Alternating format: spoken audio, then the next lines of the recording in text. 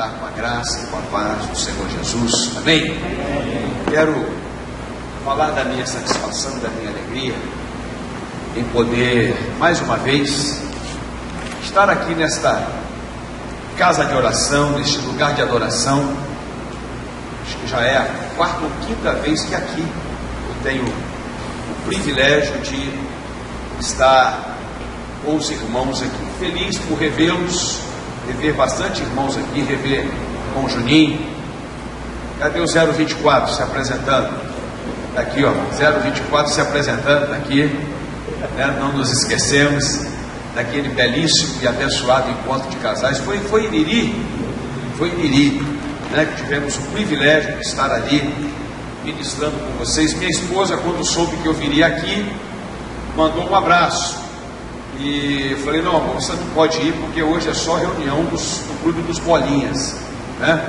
Mas mandou um abraço para vocês e a gente fica muito feliz, Roberto, de você ter nos convidado para estar aqui neste encontro, participando mais uma vez com estes amigos. Na verdade é uma reunião de amigos nesta tarde. E aí eu quero convidar você para abrir a Bíblia no livro de Juízes, no capítulo de número 6, porque eu quero falar com vocês sobre um tema muito importante aqui nesta tarde, noite. Quero falar com vocês sobre princípios que superam crises. Quero falar sobre isso nesta tarde. Princípios que superam crises. Para a gente ganhar tempo, nós vamos ver a partir do verso 11 a história de Gideão. Estava numa crise danada. Juízes capítulo 6, a partir do verso 11. Amém? Diz assim: então veio o anjo do Senhor e assentou-se debaixo do carvalho que está em Ofra, que pertencia a Joás, a Biezrita. E Gideão, seu filho, estava malhando trigo aonde? No lagar, para o pôr a salvo de quem? Dos midianitas. Então o anjo do Senhor lhe apareceu e lhe disse: o Senhor é contigo, varão valoroso. Em outras traduções, homem valente. Respondeu-lhe Gideão: ai, Senhor meu, se o Senhor é conosco, por que nos sobreveio tudo isso? E o que é feito de todas as suas maravilhas que os nossos pais nos contaram, dizendo: não nos fez o Senhor subir do Egito? Porém, agora o Senhor nos desamparou e nos entregou nas mãos dos midianitas. Então se virou o Senhor para ele e disse: vai nessa tua força e livra Israel das mãos, ou melhor, da mão dos midianitas. Porventura não te enviei eu? E ele disse: ah, Senhor meu, com que livrarei Israel? Eis que a minha família é a mais pobre em Manassés, e eu, o menor na casa de meu pai. Tornou-lhe o Senhor: já que eu estou contigo, ferirás os midianitas como se fossem um só homem. Até aí, em nome do Senhor. Vire para quem está do seu lado, para o homem que está aí, fala para ele assim, fala: varão valoroso, fala, você é valente, fala. Amém?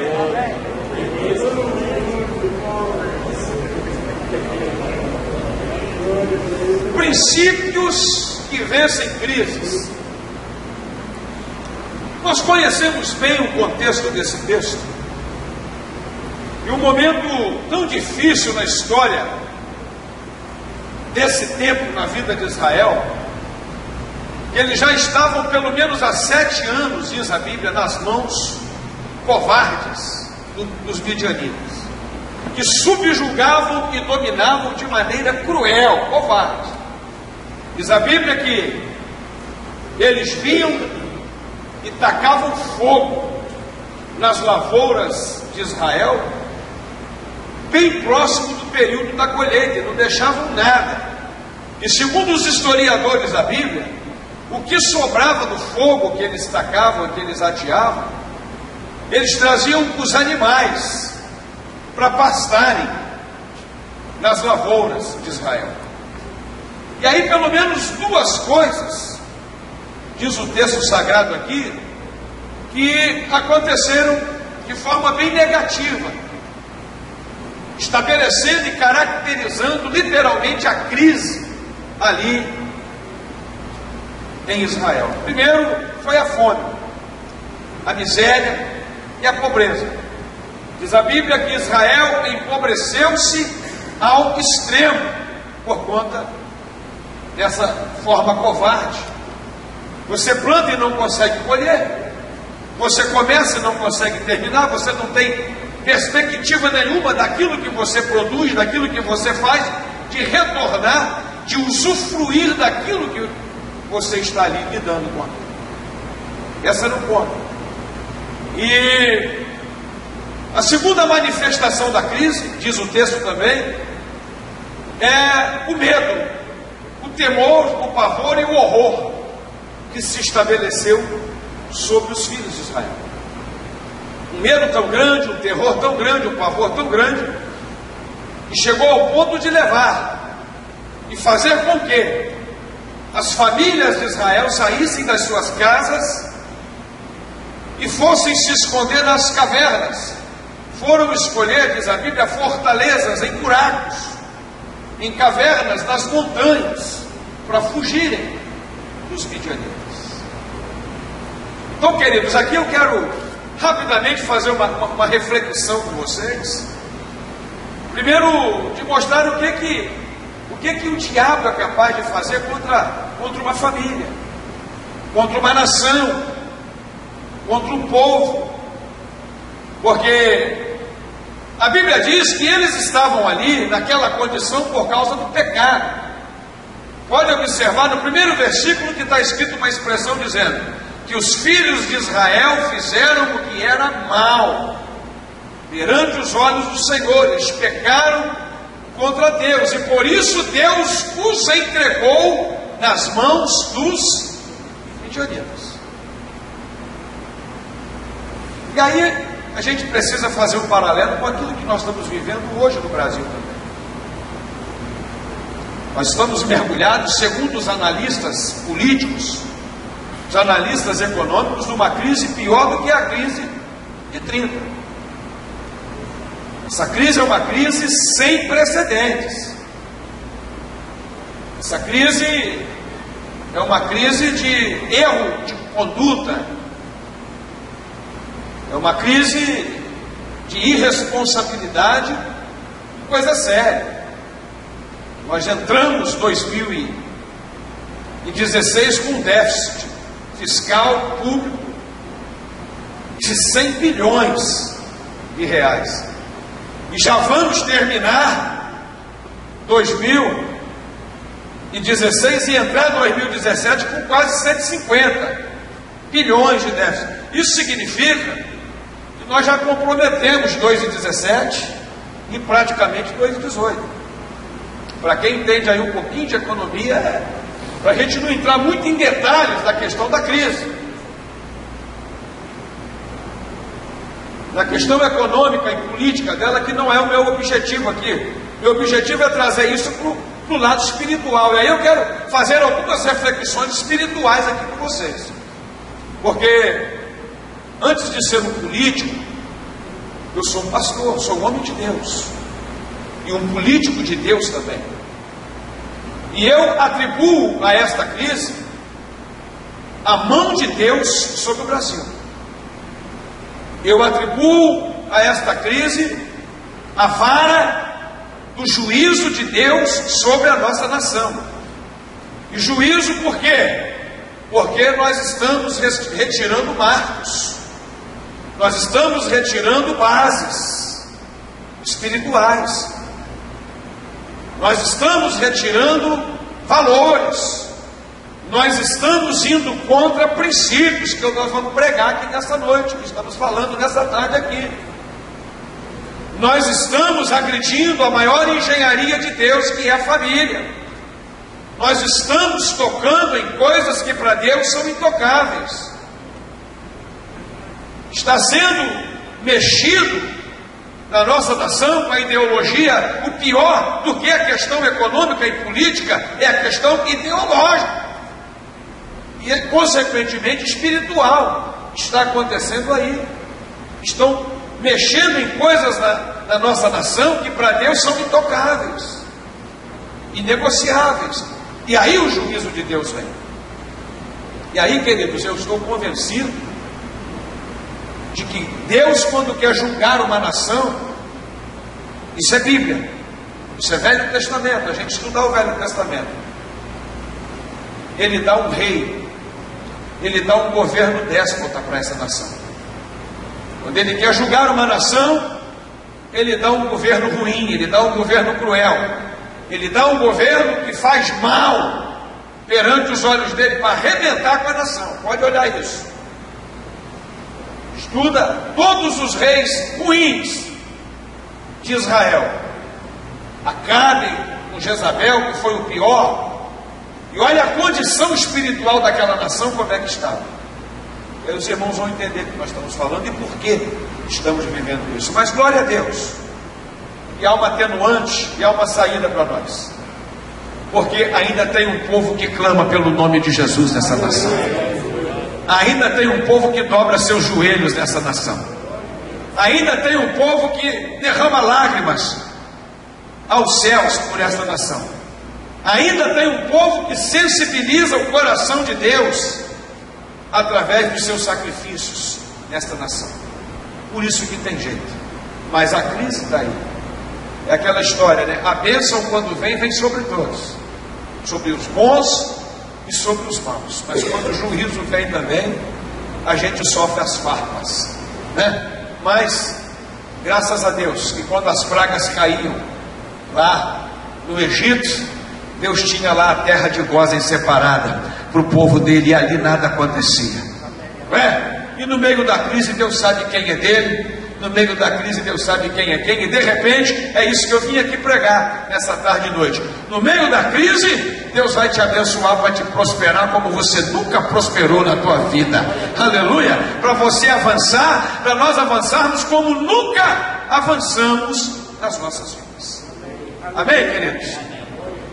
Mas diz o texto que já tinham 7 anos de crise estabelecida e instalada em Israel. O povo não aguentava mais e começou a clamar a Deus.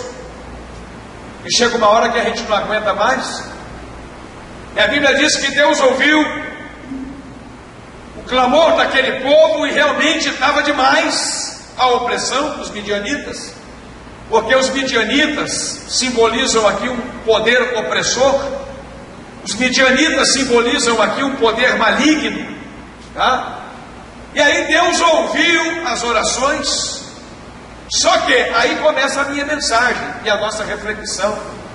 Daqui a pouco eu termino, vai ser uma mensagem objetiva com um testemunho. Eu disse para o Roberto que eu ia fazer um pregamunho aqui, porque talvez eu já tive aqui umas 4 vezes e não tive a oportunidade de dar meu testemunho para vocês aqui ainda. Mas aí começa exatamente o agir de Deus, porque para Deus agir, irmãos, olha bem, para Ele intervir na história, Ele precisa de uma pessoa, Ele precisa de alguém. É sempre assim. Para Ele intervir, Ele precisa encontrar alguém. É o que está aqui falando para homens, inclusive em Ezequiel, no capítulo 22 e no verso 30. É outro tempo, é outro momento, também difícil no contexto de Israel, mas é uma crise também. Aí Deus está dizendo: eu procurei dentre eles o que? Um homem. Ezequiel 22, 30. Eu procurei um homem, pelo menos um homem, que se colocasse na brecha entre mim e este povo, para que eu não o destruísse. Porém, infelizmente, a ninguém eu encontrei. Então Deus está à procura de um homem. Deus está à procura de alguém que queira pagar o preço. Deus está à procura de alguém que queira tomar, vou falar a palavra mágica, uma atitude para mudar o quadro. E aí, nesse contexto aqui, quem é que aparece tomando uma atitude para enfrentar aquela crise, para enfrentar aquela situação? Quem é? Gideão, que não aguentava mais aquela situação. Ele não suportava mais ver os seus filhos pedirem comida e a fumaça subindo das lavouras deles, o trigo sendo queimado, o arroz sendo queimado, o milho sendo queimado, o feijão sendo queimado, os cereais sendo queimados e os filhos com fome. Ele não suportava mais ver o gado do inimigo pastando naquilo que era deles. E aí ele resolve tomar uma atitude. Queridos, tudo começa com uma atitude, com alguém que quer tomar uma atitude. Tudo começa com alguém que tem disposição para tomar uma atitude. Tudo começa com alguém que tem coragem para tomar uma atitude. E aqui eu vou dizer uma coisa importante. E Deus não está preocupado com quantidade, não. Se tem um texto na Bíblia Sagrada que mostra que Deus não é Deus de quantidade, e sim de qualidade, é esse capítulo 6, 7 e 8 de Juízes. É a história de Gideão. Porque o homem com apenas 300 homens, ele monta um exército de extrema qualidade que derrota o outro com mais de 132 mil homens. É Deus mostrando que ele não precisa de muita gente, ele precisa de gente que queira, de gente que tenha qualidade.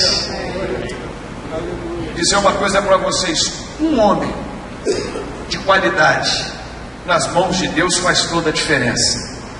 Um homem de qualidade nas mãos de Deus faz uma revolução na igreja dele. Um homem com qualidade nas mãos de Deus, ele faz uma diferença tremenda na família dele.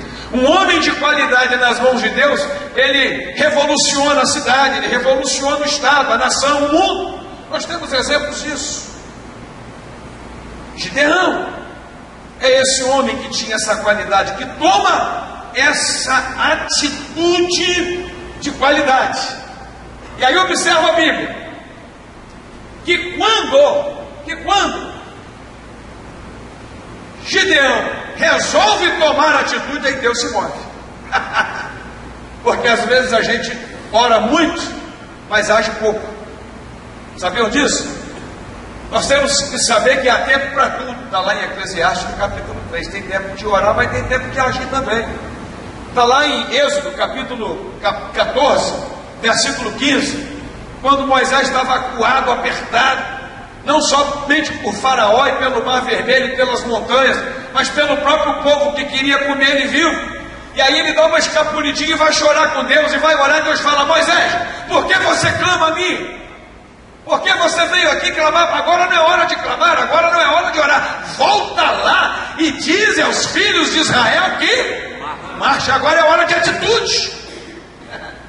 Hora de guerra, meu irmão, a hora da crise, a hora do furacão, é hora de tomar atitude.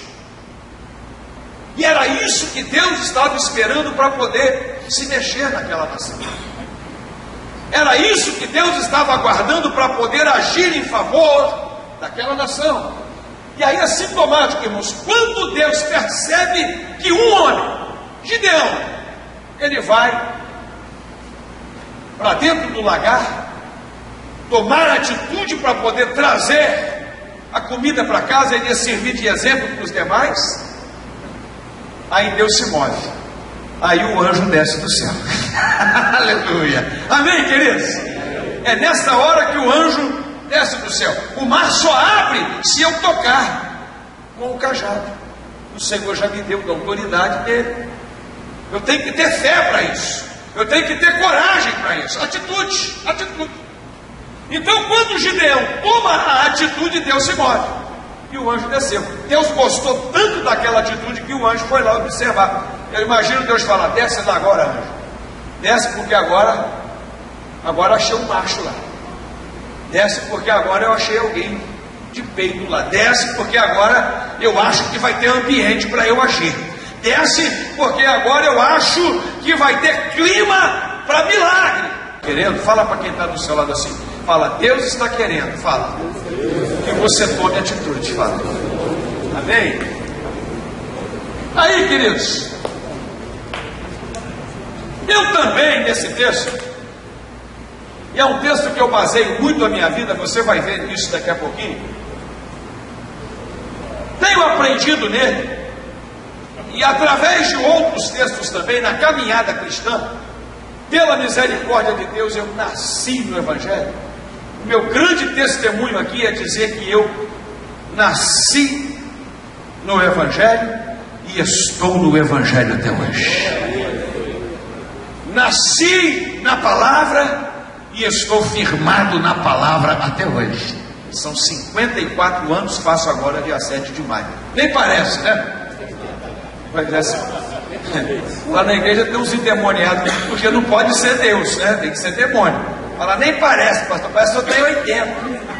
Só pode ser do capeta o negócio dele, não pode ser Deus. Mas, queridos, eu tenho aprendido e tenho procurado viver pelo que eu estou falando para vocês aqui nessa tarde. Que por trás de toda a atitude, aí sim eu chego agora onde eu quero falar para vocês. Existem princípios.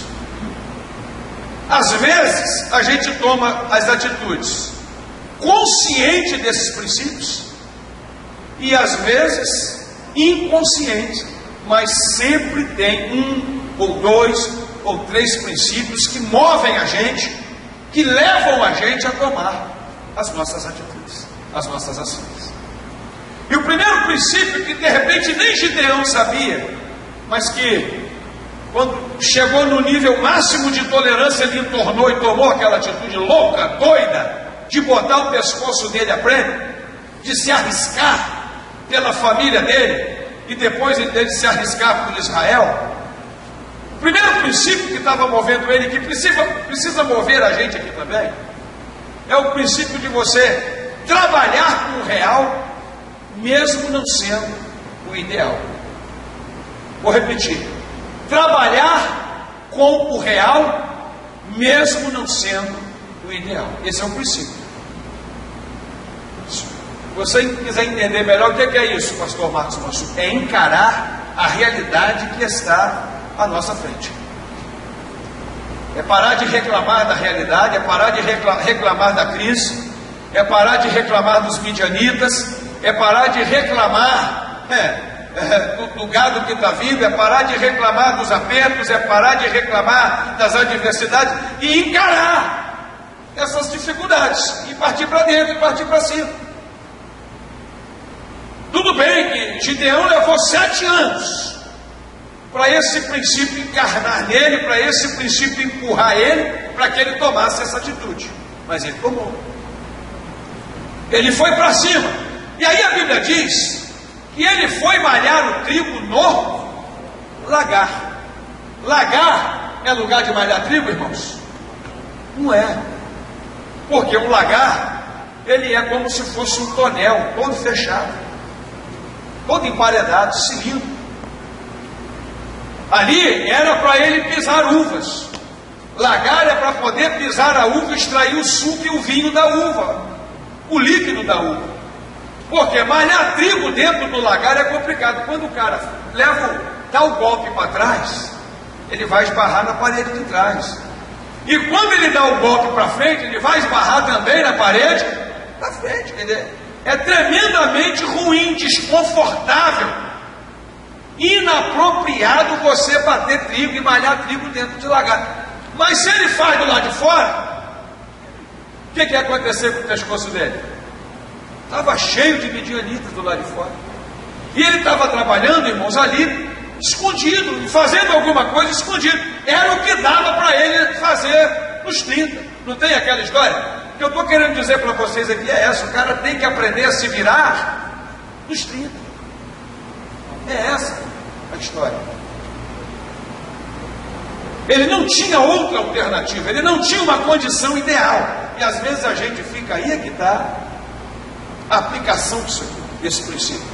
Às vezes a gente fica esperando, quando eu tiver isso, quando vier aquilo, quando surgir isso, quando surgir aquilo, se eu ganhar isso, se acontecer, sabe quando que vai acontecer? Nunca. Sabe quando que nós vamos ter condições ideais para poder ir atrás dos nossos sonhos, para poder ir atrás dos nossos projetos, dos nossos planejamentos, nunca nós vamos ter condições ideais. Nós estamos aqui pregando dentro de uma estrutura maravilhosa, e aí eu me lembro da nossa estrutura lá em Cachoeiro também. Me lembro dos meus 30 anos pregressos de ministério, vai fazer 30 anos e meio, dos grandes desafios da minha vida pessoal, particular, que daqui a pouco eu vou detalhar lá um pouquinho mais, para poder estar aqui falando para vocês. Se eu fosse esperar condições ideais, irmãos, eu jamais estaria aqui pregando para vocês, jamais estaria aqui ministrando para vocês, jamais esse complexo aqui estaria do jeito que está, se vocês fossem esperar ter dinheiro em caixa para poder fazer isso aqui. Eu sei porque a história é a mesma, vocês não me contaram não, mas a história é a mesma em todas as igrejas. É pela fé, é pela cara e a coragem, como a gente diz. Vamos, pisa no mar. Talvez o primeiro passo vai molhar o pé, mas o segundo já vai estar mais enxuto, o terceiro já vai estar melhor. Daqui a pouco o mar está todo aberto. Encarar a realidade é trabalhar o real, é fazer o que a palavra nos ensina. Tudo quanto te vier às mãos para fazer, faça-o conforme as tuas forças, mas faz da melhor maneira que você puder, mas faz. Não deu para fazer grande, mas faz do jeito que você tem a competência, a capacidade, a condição. E para de ficar inventando desculpas de que eu não fiz, de que não está dando, porque é o governo, porque é isso, porque é aquilo. Porque se a gente for começar a encontrar culpado aqui, encontrar causas, nós vamos encontrar mil coisas. Agora, o grande lance para nós aqui, irmãos, é o que nós vamos fazer com base nisso. É como nós vamos driblar a crise, é como nós vamos encarar os midianitas. Não tem jeito, eles estão aí e nós vamos ter que encará-los. Amém? Mesmo que eu não tenha as condições ideais, e nem sempre teremos as condições ideais, e na maioria absoluta quase das vezes nós vamos ter as condições ideais. Quem não tem cão caça com gato, e quem não tem gato vai sozinho, mas caça assim mesmo. É verdade, bota a cabeça a prêmio, mas vai à luta. Então, meu querido, trabalha a tua condição real, mesmo não sendo o ideal. Pegou esse princípio aí, amém? Veja bem, daqui a pouco eu volto nele. Segundo princípio que eu vejo, Gideão tomando essa atitude baseado nesse princípio, é o princípio de valorizar as pequenas coisas para conquistar as grandes. Vou repetir: valorizar as pequenas coisas para conquistar as grandes. Amém, queridos? Vocês acham que Gideão, de uma pancada só, como a gente diz no popular, de uma vezada só, ele ia conseguir sair dali com um saco de 50, 60 quilos de trigo ou de arroz nas costas? Ele estava dentro do lagar, meu irmão, ele estava exprimido, ele estava acuado, ele estava apertado. E outra coisa, toda hora, aqui, de olho nos midianitas. Então, a pancada batia lá, batia atrás, esbarrava lá, esbarrava aqui. No máximo, ele conseguia ficar um tempinho dentro do lagar, ele poderia sair dali, de repente, com meio quilo, 300 gramas, uma sacolinha, é verdade, de trigo batido. Mas ele pegava aquele pouquinho, olhava para lá, olhava para cá, o mulher guarda aí, lá no buraco dele, na caverna, guarda aí, esconde aí, vai guardando. Voltava e tal, mais uma sacolinha, mais umas pancadinhas, mais umas sacolinhas. Amém, queridos? Valorização das pequenas coisas. E aí, queridos, a Bíblia é muito profunda em falar sobre as pequenas coisas. Sabe por quê? Porque nós fazemos parte de uma geração da ganância.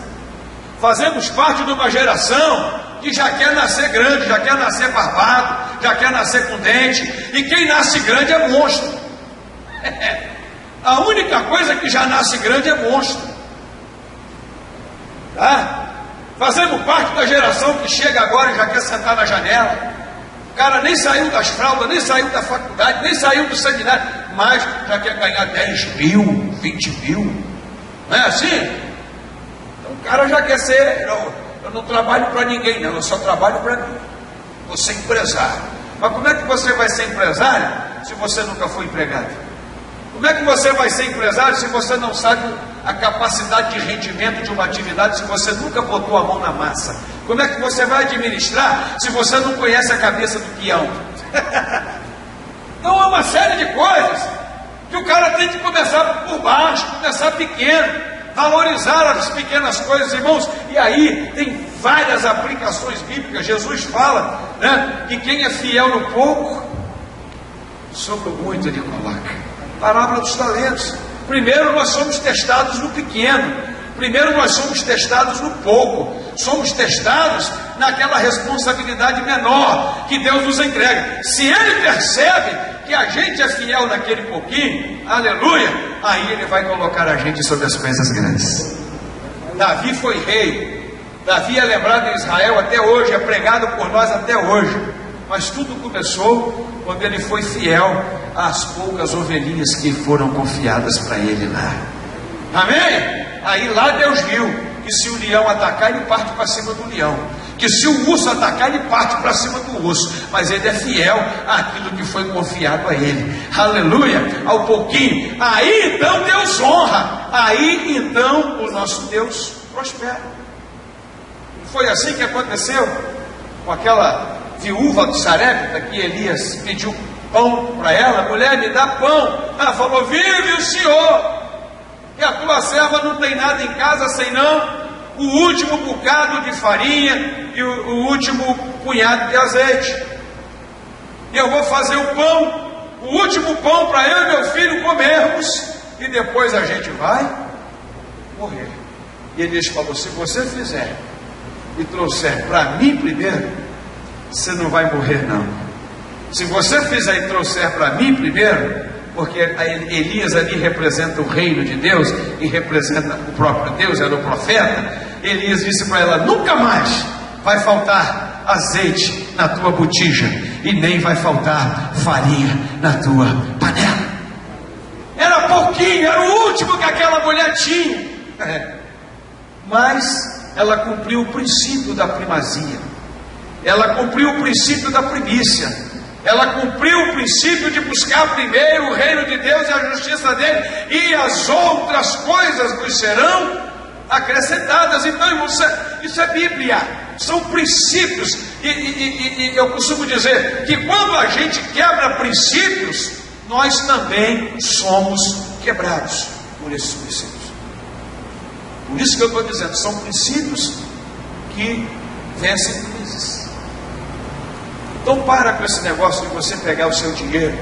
A pessoa que pega lá contra-cheque dele, não, isso não é contra-cheque, isso é nada consta. Aí vai lá e joga, né? Que é isso, meu irmão? Também o cara pegou tudo enquanto é tipo de vale já no meio, né? Aí o negócio já vem realmente fraquinho. Mas o princípio é qual? Valoriza.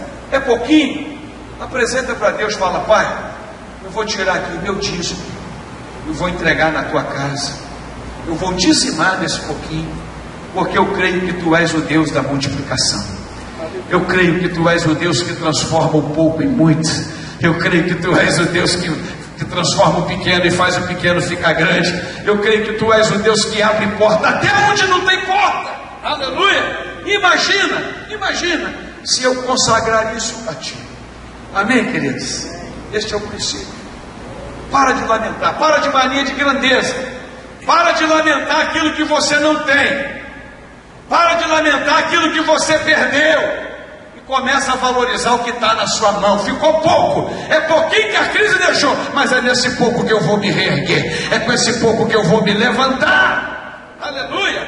É isso, irmãos, esse é o princípio, essa é a ideia, é a moral desse princípio. E o terceiro e último princípio, que eu quero aqui falar para vocês, nesse contexto de Gideão, é que além da gente trabalhar o real, mesmo não sendo ideal, além de valorizarmos as pequenas coisas para conquistarmos as grandes, terceiro princípio, queridos, olha bem, é não aceitar as limitações que a vida tenta nos impor. Vou repetir, não aceitar, esse princípio é muito importante para nós, não aceitar as limitações que a vida tenta nos impor. Porque se tem uma coisa que a vida tenta impor para a gente é limite. Se tem uma coisa que a vida tenta trazer para a gente é complexos. Se tem uma coisa que a vida é doutora em fazer em nós, é colocar marcas negativas e feridas na vida da gente, para impossibilitar a gente de fluir no potencial que Deus colocou dentro de cada um de nós. Tem muita gente boa que eu conheço, e que você conhece também. De repente até você está aqui me ouvindo nesta tarde e noite, está nessa situação. Muita gente com talento, muita gente com potencial, muita gente que tem tudo para decolar e não decola. Por quê? Porque está amarrado nas impossibilidades, nas feridas que a vida te impôs lá atrás. De repente você cresceu ouvindo alguém te limitando, alguém dizendo que você é burro, dizendo que você não era capaz de nada, que você não vai prestar para nada, que você nunca vai ser nada na vida. Esse menino aqui não, de repente até te comparando pejorativa, negativamente com o outro. Agora fulano não, fulano sim, né? E você é o pior, patinho feio. Então tem muitos desses casos que a vida nos prega esta peça. Gideão estava com esse problema. 7 anos de cativeiro, 7 anos de escravidão, e a Bíblia não fala lá atrás como que tinha sido o contexto de vida, mas ele demonstra aqui, irmãos, uma limitação, uma ferida. Ele demonstra aqui uma autoestima extremamente arrebentada. Porque quando o anjo fala com ele, ó, Gideão, varão valoroso, homem valente, ele disse, eu? Valente? É sim, você vai livrar Israel das mãos dos midianitas. Ai, Senhor, o texto está claro que o texto ele chega a gemer. Ele diz, ai, Senhor meu. 2 vezes ele fala isso. O senhor está errado, o senhor está falando com o cara errado. Olha qual foi a desculpa que ele deu para o anjo. Ele disse assim, como muita gente faz. Primeiro, eu faço parte, nem é de uma tribo de Israel. A minha tribo não é nem uma tribo inteira, é meia tribo, porque era a tribo dividida com Efraim e Manassés, os 2 filhos de José. O que foi feito? Jacó dividiu, entregou meia para Manassés e meia para Efraim. Ele diz, a minha tribo já não é nem uma tribo inteira, eu sou filho de Manassés, é isso que ele quer dizer. Segundo, dessa meia tribo, a minha família é a mais pobre, é a mais fraquinha, é a mais perrengue, é a mais dificultada, é a mais prejudicada. O cara estava lascado. Olha como é que ele se via. Ele diz, e dessa meia tribo, dessa família arrebentada, dessa pior família, ele está dizendo, eu sou o menor da minha casa, eu sou o pior da minha casa. O cara estava com ele estava pocado, ele estava arrebentado. Qual foi o tratamento de choque que Deus precisou fazer com ele para levantar a moral dele e curar ele naquela hora? Deus disse assim, cara, tudo bem que você é da menor tribo, tudo bem que a sua família é a mais pobre dessa menor tribo, tudo bem que você é o menor da sua tribo, mas presta atenção, cara. Deus pegou ele e fez assim, mas eu estou contigo, rapaz. Amém, queridos? Deus deu um sacode nele e falou, mas eu sou contigo. E mesmo assim, para ele aceitar, quando a gente continua a leitura da história, para ele acreditar que Deus estava com ele mesmo, foi complicado.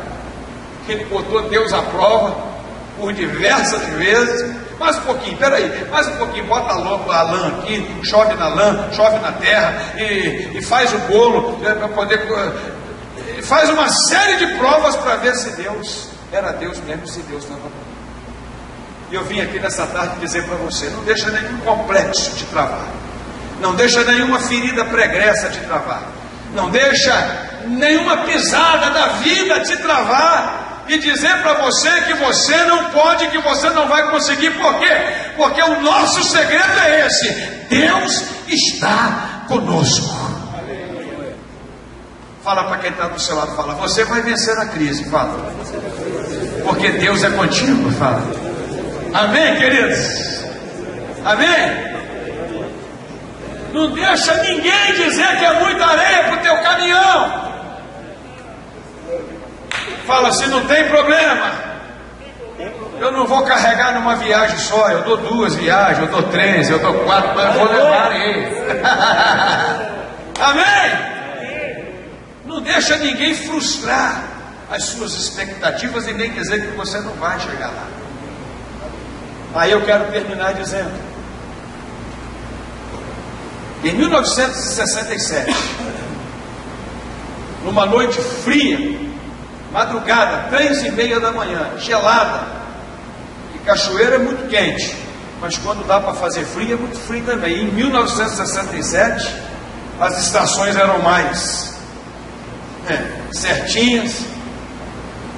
Meu pai era operário, soldador da fábrica de cimento, hoje na Sal, que está lá mergulhada na crise, desde dezembro que não paga os funcionários, uma quebradeira tremenda lá no sul do estado, e não tem dinheiro para fazer rescisão.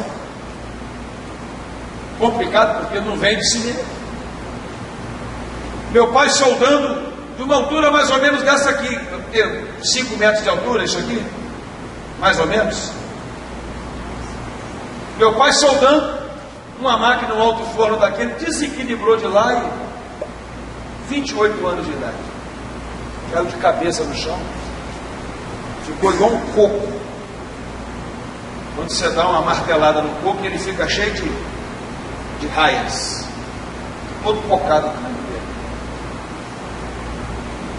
Veio a óbito, faleceu, deixou minha mãe com 27, deixou eu com 5, deixou meu irmão Paulo com 4 e deixou a Vera com 7 meses, que não conheceu ele.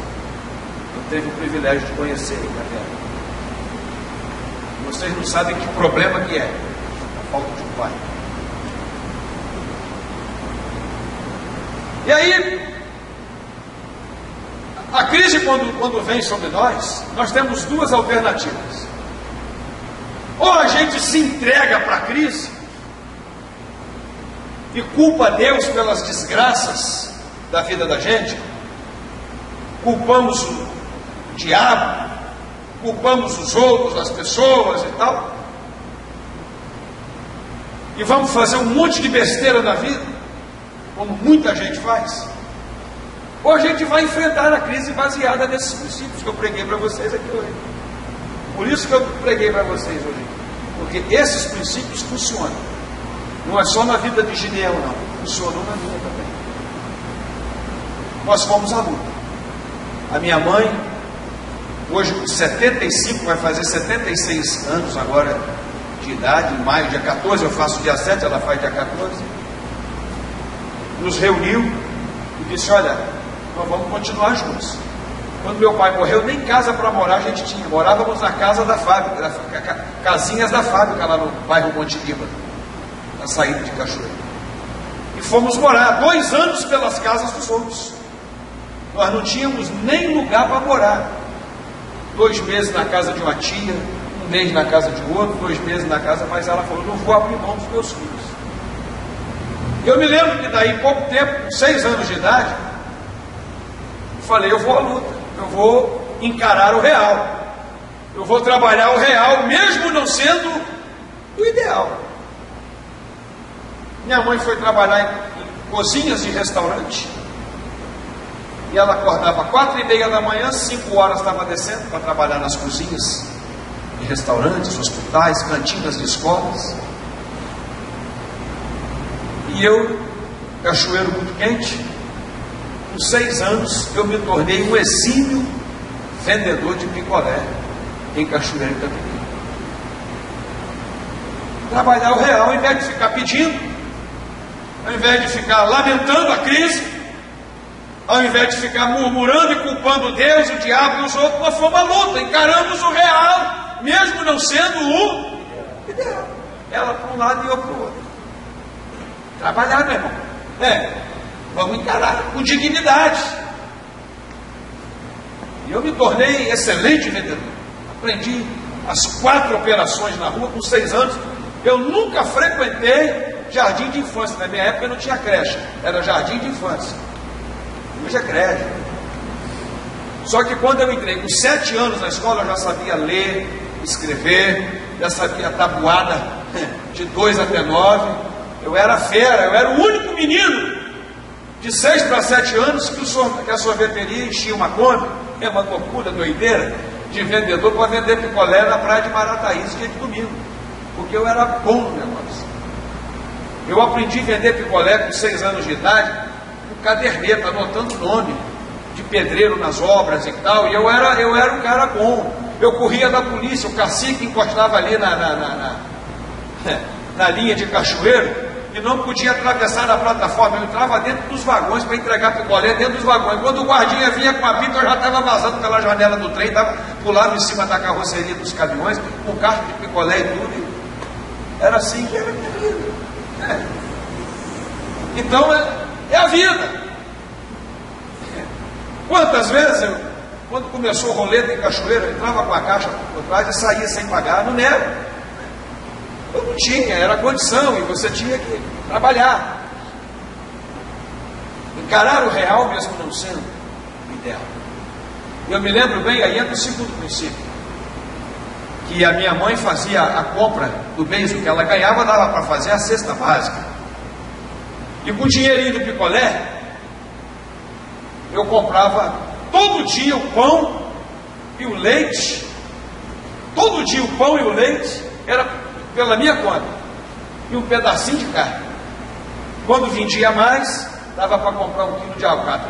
Pensa bem, imagina vocês, um menino de 6 para 7 anos, já sabia o que era o corte bom da alcatra, da chante dentro, do patinho, né? Eu comprava, não, aquele ali eu não quero não, aí eu mudava de açougue para comprar. Aí quando o dinheiro não dava para comprar 1 quilo, era meio quilo, quando não era a carne de primeira, comprava 1 a 100, comprava músculo, mandava cortar em pedacinho para fazer picadinho com batata, né? Quando não dava, era um boizinho ralado, o pãozinho, o leite e uma carninha. Quando não dava, havia com disco voador, era ovo. Mas não faltava, irmãos. Aí se cumpre lá Salmo 37, o salmista dizendo lá, acho que é verso 4 ou 5, dizendo: eu hoje sou velho, mas já fui moço. Eu nunca vi o justo, nem a sua descendência mendigar o pão. Sem pedir para ninguém, irmãos. Sem pedir para ninguém, ficar pedindo nada. Pelo contrário, na nossa limitação e na nossa pobreza, a gente ajudava os vizinhos ainda. Amém, queridos? Mas valorizando o pequeno, é pouquinho, mas valoriza o teu pouquinho. Mamãe chegava em casa e falava: quanto você fez hoje? 15 cruzeiros. 15 cruzeiros. Então tira 1,50 e tinha um papel de pão, uma sacolinha sempre que a gente guardava para trazer no domingo o dízimo para a igreja. Princípios, eu estou falando de princípios aqui. Amém, queridos? E aí, o terceiro e último princípio, eu nunca aceitei, estou terminando, nunca aceitei que ninguém me impusesse limitações. Cresci estudando. Hoje é interessante, né? Hoje eu sou deputado e é gostoso até, é prazeroso. Contei para o Cícero semana passada, um colega de sala de primário: pô, não, rapaz, nós estamos atrás de você, cara, nós vamos fazer um encontro da turma e tal. Não tem aquele negócio de encontro da turma? Só que na época eu era um patinho pobre. Enquanto o nego ia de tênis de marca, eu ia de quichute. Você lembra do quichute? De conga.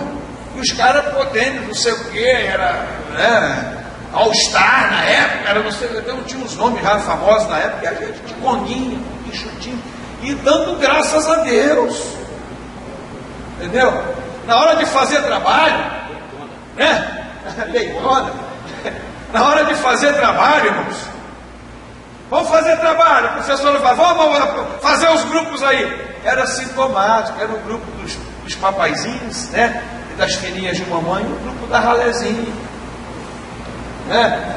Então assim, mas eu nunca baixei a cabeça para isso. Eu procurava me desdobrar. Eu levantava junto com a minha mãe, às vezes 4 horas da manhã, para estudar para a prova, porque a minha nota tinha que ser igual ou melhor do que a deles. E eu fui estabelecendo isso na minha vida como meta. Eu não vou aceitar essas limitações.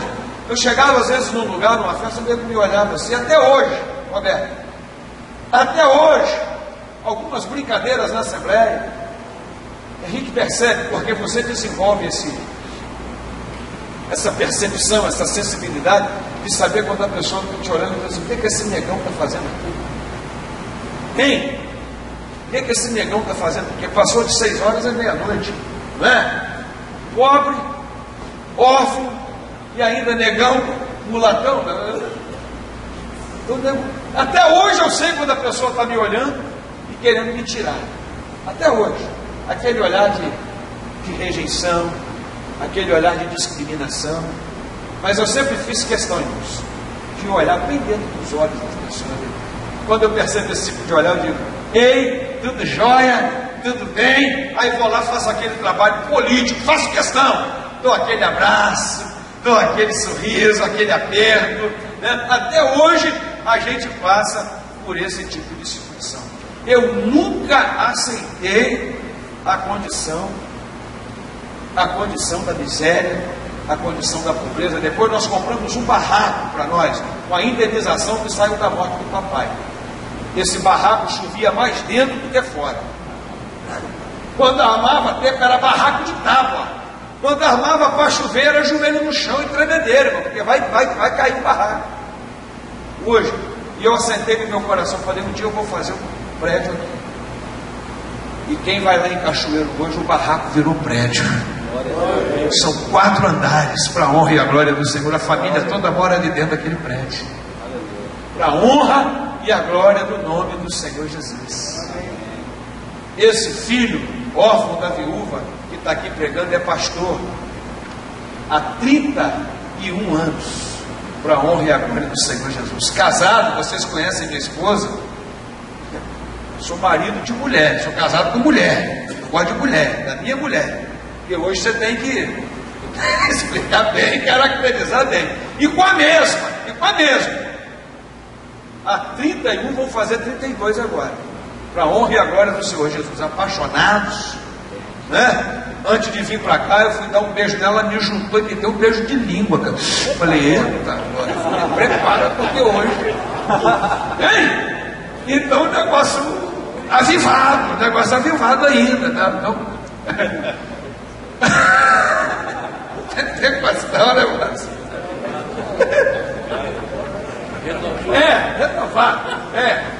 Então, tem um casal de filhos lindos, o Marcos Júnior com 28, a Laís com 27, os dois casados, os dois já independentes, se virando na vida, formados no curso superior. Júnior, engenheiro de petróleo, agora está vindo da Venezuela, não quer ficar mais lá, e nós vamos ver o que Deus vai providenciar para ele aqui. Já está muito tenso, complicado, já tiveram 2 assaltos lá na plataforma onde ele estava, não quer ficar mais, ele está vindo. Eu falei, vem filho, vem para cá e vamos tentar aí, ó, o que Deus tem para nós aqui. Mas assim, são 2 joias raras, e eu já cumpri, filho da viúva, 30 anos de contribuição previdenciária, já posso me aposentar. Só não vou me aposentar agora porque, como eu disse, ainda não tem idade, né? Nem parece, né? Mas vou esperar dar os 55 anos para eu poder me aposentar integral, como professor universitário do IFES, engenheiro agrônomo, para a honra e a glória do nome, filho da viúva, viu, irmãos? Filho da viúva. Nós temos uma igreja em Cachoeiro, que quem conhece aqui sabe do que Deus tem feito conosco lá, da maneira como Deus tem nos abençoado. Vou sair daqui hoje ainda, quero chegar lá. Hoje, por exemplo, está tendo um evento na igreja. Olha para vocês terem uma ideia, nós estamos tendo um evento, tivemos ontem, nós estamos tendo um congresso intitulado Mergulhando na Intimidade. Maravilhoso. Estamos lá com o Davi Passamani, está lá ministrando, está lá. Hoje tivemos uma reunião com mais de 100 líderes, uma quantidade dessa que vocês estão aqui, de liderança da igreja. Tomamos café, almoçamos juntos da igreja, aí vim para cá, né? E agora eles estão numa congregação, e na igreja está tendo um jantar para 500 pessoas. Eu tenho que passar nos 2 lugares ainda. Não é fácil. Eu tenho que ir lá na congregação e tenho que passar na igreja que está tendo um jantar para 500 pessoas. Esse jantar é o jantar de aniversário de um menino de 1 ano. Mas o que um aniversário de uma criança de 1 ano tem a ver com o jantar? É que a mãe do menino, a Cíntia, ela é obreira da casa do Senhor, daquelas guerreiras, e ela, nesse jantar, ela está cobrando, sabe qual o presente? Uma cesta básica e um pacote de fralda geriátrica e fralda comum. É o presente que ela quer. Eu não quero presente para o meu filho. Ela quer que a pessoa leve uma cesta básica e leve um pacote de fralda para esse jantar. É só isso que ela quer. Para poder ajudar os asilos da cidade, para poder ajudar o nosso centro de recuperação de drogados, para poder... Olha bem a cabeça de uma mãe. Ela transforma o aniversário do filho dela, de 1 ano de idade, que ela podia estar fazendo uma festa no clube, ela tem condição para isso, ela tem recurso para isso, está fazendo da igreja, e chamando a igreja toda a uma responsabilidade social. Que bacana, né? Que legal. Então, é assim, é essa igreja que Deus tem me dado. E a ideia dela, eu não pedi ela para fazer isso, ninguém, Deus tocou no coração, ela falou, pastor, eu posso fazer? Eu falei, faz e passa essa ideia para a igreja toda. Vamos transformar aqui agora, todo aniversário de 1 ano, vamos fazer esse tipo de jantar aqui agora. É bacana. Então vamos mandar brasa. Então, queridos, eu estou dizendo isso para vocês, não é para me gabar, e ainda de lambuja, de gruja, Deus me chama para a ação política.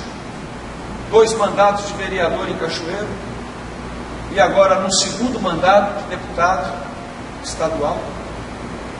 Não sei o que ele tem pela frente. Roberto está acompanhando com a gente lá na Casa Civil, estamos discutindo Cachoeiro de Itapemirim. Então, queridos, está aqui falando para vocês, um cara de carne, de sangue, de osso igual a você, um cara com as mesmas limitações que você tem, com as mesmas dificuldades que você tem. Mas tem uma coisa que eu procuro fazer na minha vida, eu procuro cumprir princípios. Eu nunca corro da minha realidade, por pior que ela seja. E eu jamais deixo de valorizar as coisas pequenas da minha vida, porque eu sei que é através delas que eu chego nas grandes. Que Deus está me provando, está me testando e trabalhando, porque cada passo é um degrau para você galgar um degrau maior. Amém? E nunca deixe, porque eu também não deixo, ninguém dizer que a gente não pode, que a gente não consegue. Não deixe as limitações impedirem você de receber a tua bênção.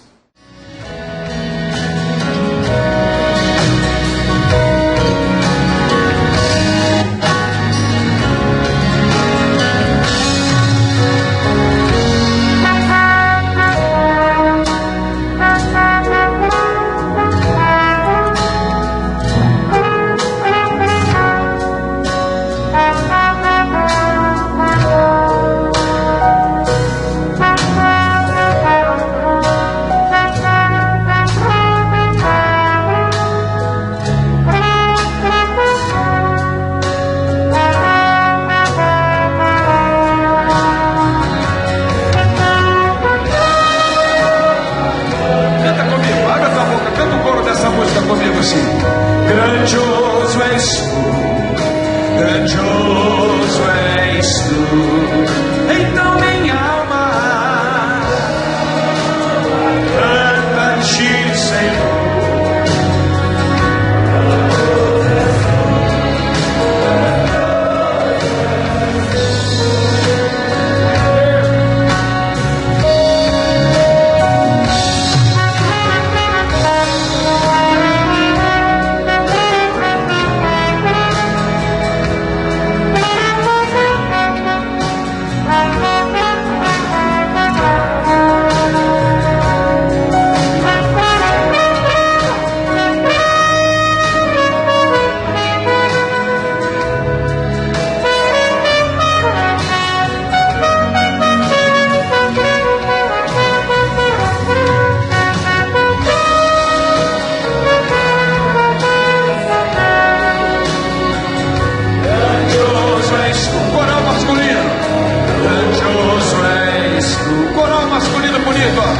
Então minha alma canta-te, Senhor. Grandioso és tu, grandioso és tu.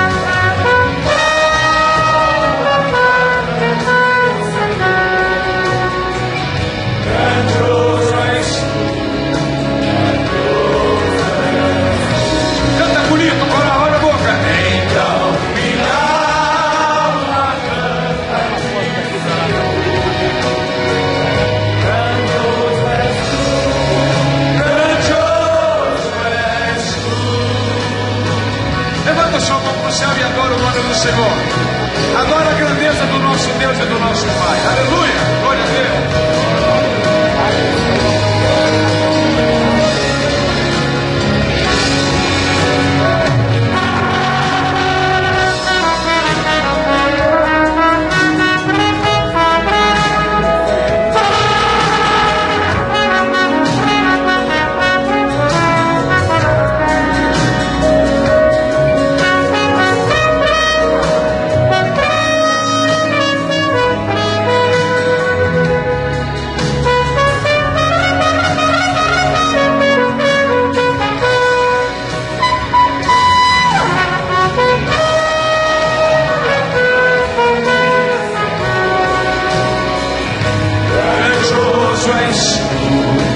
Grandioso és tu. Então minha alma canta, canta-te, Senhor. Grandioso és tu, grandioso és tu, grandioso és tu.